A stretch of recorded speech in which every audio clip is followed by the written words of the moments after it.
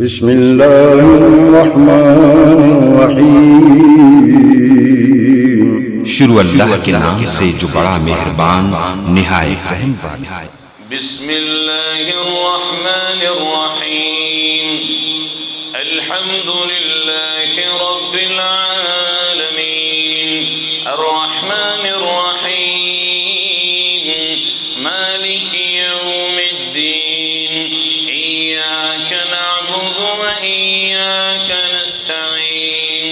اهدنا الصراط المستقيم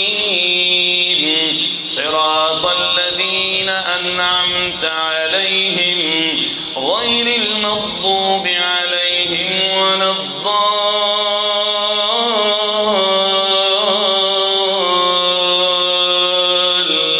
الضالين آمين بسم الله الرحمن الرحيم ألف لام ميم الله لا إله إلا هو الحي القيوم نزل عليك الكتاب بالحق مصدقا لما بين يديه وأنزل التوراة والإنجيل من قبل هدى للناس وأنزل الفرقان إن الذين كفروا بآيات الله لهم عذاب شديد والله عزيز ذو انتقام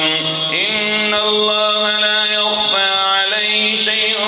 في الأرض ولا في السماء